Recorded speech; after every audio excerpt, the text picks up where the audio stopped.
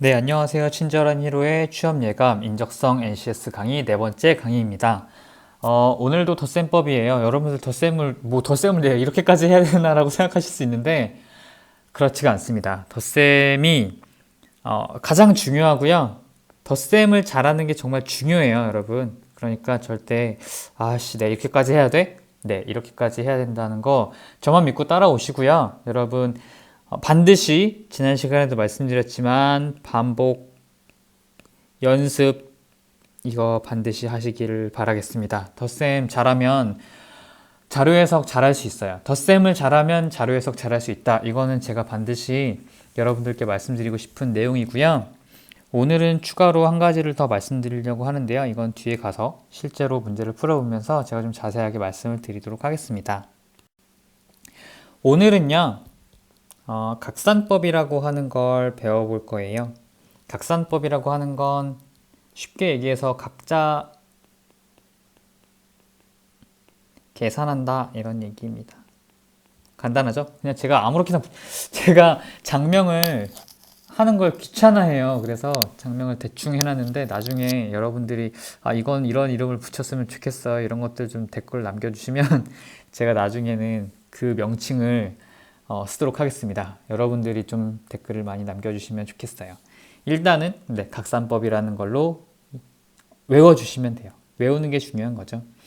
자, 사칙연산 덧셈 각산법이라고 하는 건요, 굉장히 간단한데요.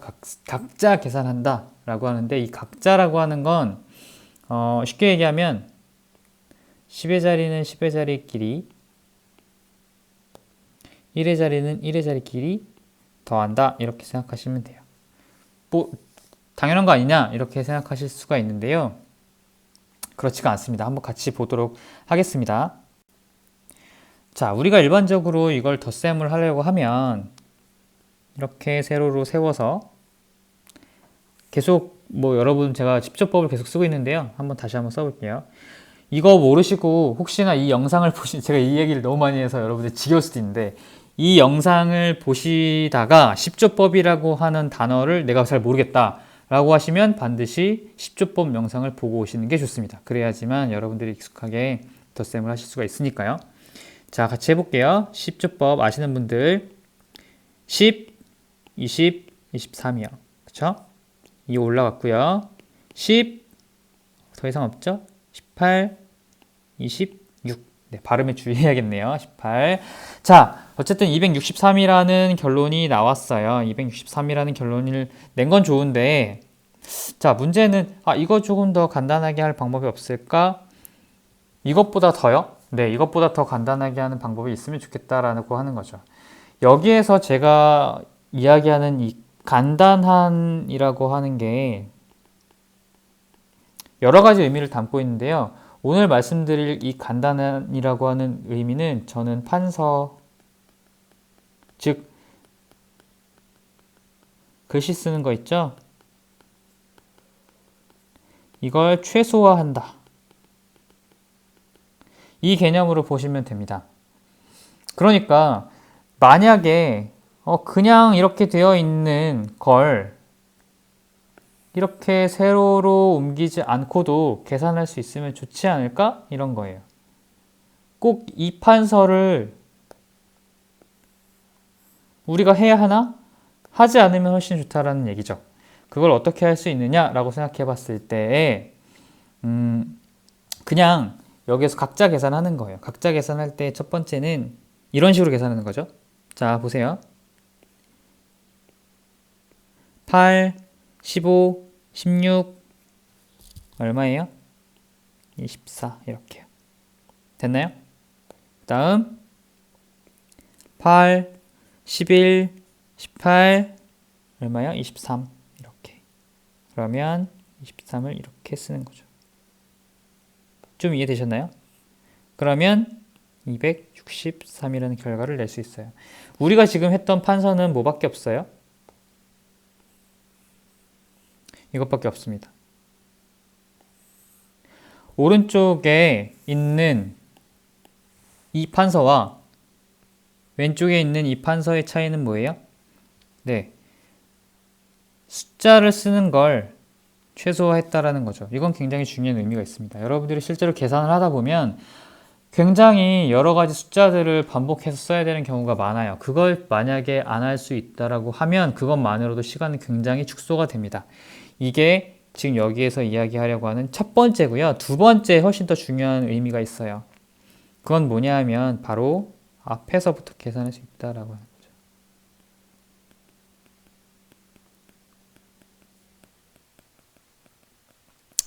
아마도 이거 지금 여기 있는 숫자들은 두 자릿수이기 때문에 여러분들이 좀 왜 굳이 이렇게 해야 되냐라고 생각하실 수 있는데요. 제가 지금 오른쪽 계산과 왼쪽 계산을 비교했을 때 가장 크게 차이 나는 부분이 뭐냐라고 이야기를 저에게 묻는다면 저는 이렇게 이야기할 거예요. 오른쪽 계산은요, 1의 자릿수부터 올라가는 거예요. 왼쪽 계산은요, 왼쪽부터 올라가는 거예요. 즉, 내가 쓰기 시작한 시점은 바로 여기에서는 앞이 먼저 왔고요. 오른쪽에서는 뒤가 먼저 왔다는 게 중요한 거죠. 우리가 항상 생각했을 때 만약에 여기에서 보기가요.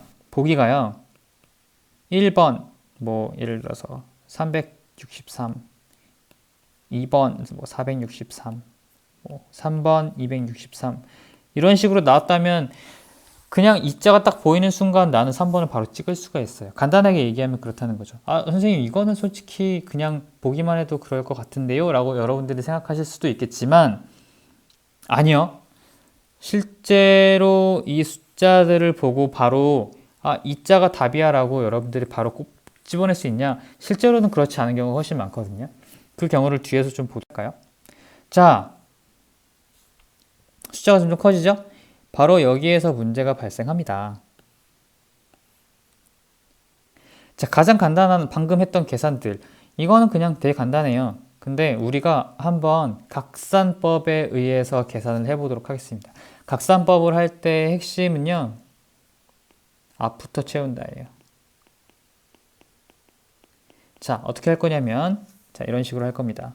10, 24 이렇게 채울 거고요. 그 다음 10, 20, 23 이렇게 뭐가 잘못됐나 봐요. 아까 263이었는데 제가 계산을 잘못했나 봐요. 다시 해볼게요. 가끔씩 저도 계산을 틀릴 때가 있어요. 여러분 이해해 주세요. 이게 제가 막 연습장으로 하는 게 아니라 뭐 패드로 하다 보니까 네, 비겁한 변명입니다. 다시 한번 해보도록 할게요. 자, 해보죠. 10, 그 다음 제가 또 긴장하니까 잘 안 되네요. 네, 18, 24 맞나요? 맞나 봐요. 아까랑 숫자가 다른가 보네요. 자, 10, 20, 23 네, 이렇게 해서 200 이게 왜 이럴까요? 여러분 혹시 아시는 분이 있으면 저한테 말씀 좀 해주세요. 자, 그래서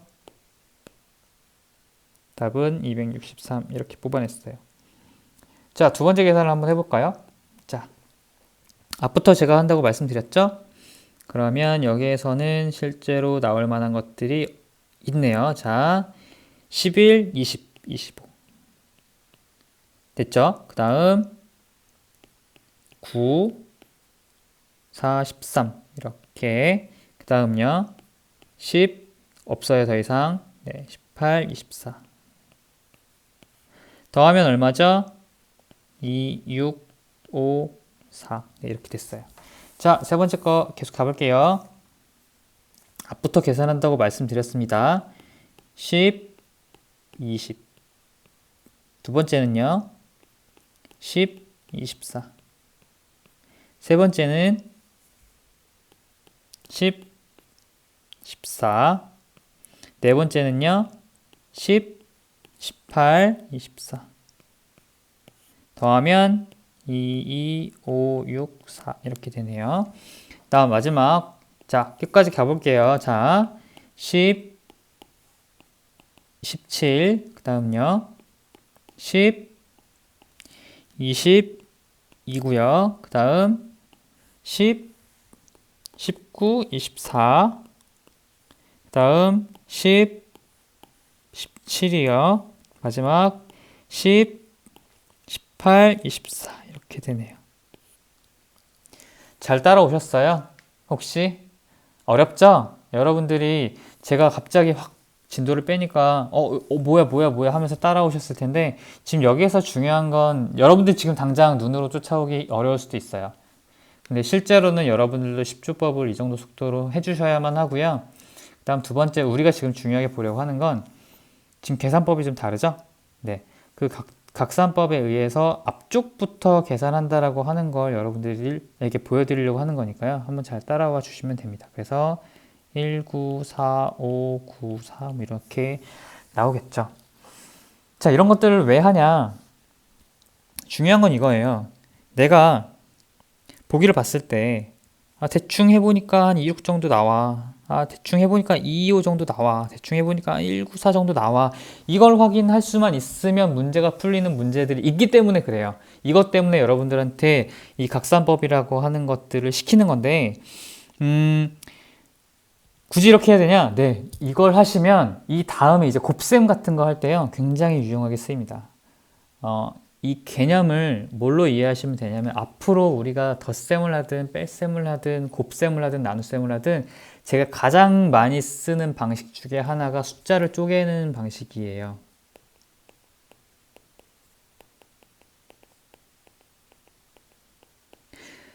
나중에 더 뭐 제가 자세하게 말씀드릴 거지만 숫자를 내가 자유자재로 쪼갤 수 있으면 계산이 굉장히 빨라집니다. 이건 여러분들 반드시 익숙해지셔야 되니까요. 좀 기억을 해주셨으면 좋겠고 그 연습법으로 각산법이 굉장히 유용하게 쓰입니다. 실제로는 문제는 이런 때 보통 많이 쓰여요. 자, 자료 해석에서 A부터 I까지 항목이 있는데 이렇게 나왔다고 칠게요. 자, 2001년, 2002년, 2003년, 2004년이에요. 자, 어느 해에 가장 많이 이걸 뭐라고 할까요? 수출액이라고 칠게요. 수출액. 자, 어느 해에 가장 많은 수출액이 나왔냐라고 만약에 묻는다면 개가 없어요. 그러면 일일이 이걸 다 더해야 되죠. 이걸 할 때 무조건 아무리 우리가 10조법을 배웠다고 하더라도 이걸 일일이 더하고 있을 거냐? 그렇게 할 수는 없다는 거죠. 그때 그러면 우리가 뭐 버림법을 쓸 거냐? 그러기도 애매하죠. 왜냐면 어디서 차이가 나는지를 우리가 정확히 알 수가 없으니까요. 그래서 이럴 때의 각산법이라고 하는 걸 쓰는 건데요. 자, 이런 식으로 가는 거죠. 자, 2001년 천의 자릿수는요? 네, 2요. 2002년은요? 2요. 2003년은요? 2요. 2004년은 2요. 계산할 게 없죠? 됐나요? 네, 여기 좀 이해를 돕기 위해서 이렇게 써볼게요. 다 똑같습니다. 아직까지 차이 나는 게 없어요. 두 번째, 2001년에 100짜리 한번 계산해 보도록 하겠습니다. 그러면 10, 18, 20이네요. 그러면 20 이렇게 들어갑니다. 됐나요? 자, 이거 기억하세요. 다음 2002년은요. 네, 잘못 썼네요. 네, 자릿수 조심하셔야 됩니다. 저도 자릿수 가끔 헷갈릴 때가 있는데 이걸 항상 조심하셔야 돼요. 지금 우리가 20이 들어갔으니까 똑같이 20 이렇게 들어가겠죠. 됐나요? 네. 이것도 편의상 00을 그냥 붙일게요. 여러분들 보시기가 쉽게 제가 붙여놓은 거예요. 자, 2002년은 어떻게 될까요? 10, 15, 16, 17, 19 이렇게 됐어요. 차이가 나죠? 네, 차이가 나기 시작합니다. 자, 2003년은 어때요? 10, 13, 14, 15, 16, 17, 18. 차이가 나기 시작합니다. 자, 2004년은요. 그냥 해볼게요. 9, 12, 13, 14, 15, 16 이렇게 됐습니다. 그러니까 실제로 계산은 뭐 안 해도 돼요. 자, 일단 2001년이 가장 우세해 보여요. 아직까지 확정은 아니에요. 왜냐하면 차이가 너무 근소합니다. 그래서 일단 이 두 개는 날려버리고 이 두 개 가지고 계산을 다시 시작해 보도록 하죠. 자, 10의 자릿수 계산하면 어떻게 될까요? 10, 30, 40, 53이요. 네. 됐죠? 자, 2002년은요. 10.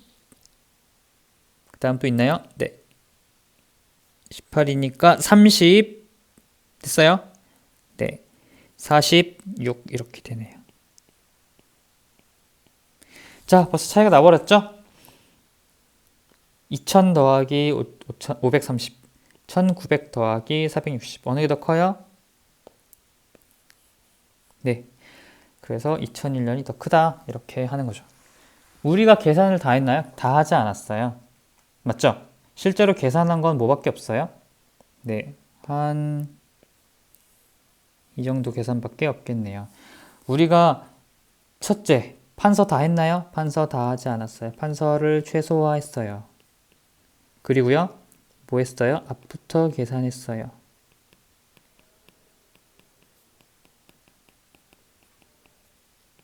이 두 개를 하니까 계산이 확 줄어들죠?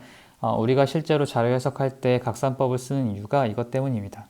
즉, 여러분들이 가장 많이 들었던 어림 계산 있죠? 어림 계산.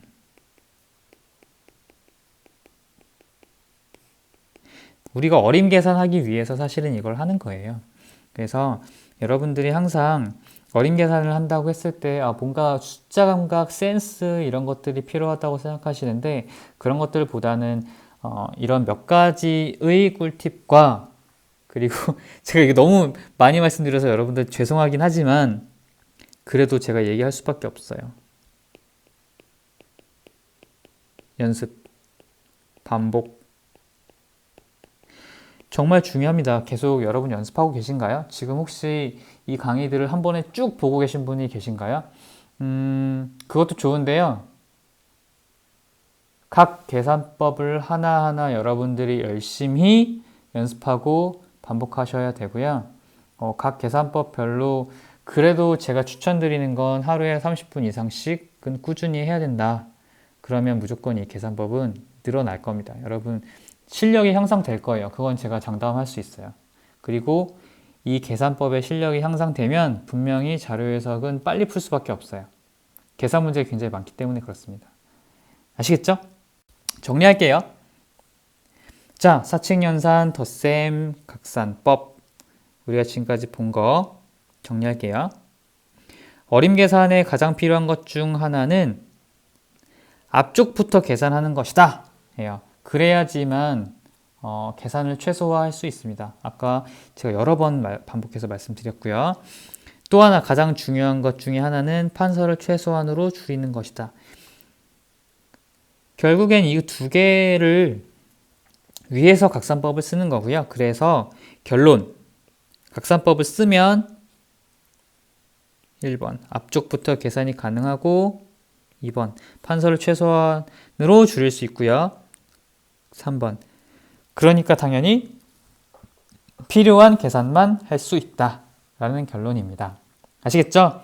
그래서 각산법까지 여러분들이 열심히 공부하시고 연습하시고 반복하시면 분명히 계산이 금방 빠르게 늘어날 것이라고 믿습니다. 아시겠죠? 연습하고 반복해서 제가 지금 반복해서 계속 얘기하고 있죠? 제가 반복하는 이야기보다 훨씬 더 많이 열심히 연습하시기를 다시 한번 부탁드리겠습니다. 네, 오늘도 수고 많으셨고요. 이 강의를 마치도록 하겠습니다. 감사합니다.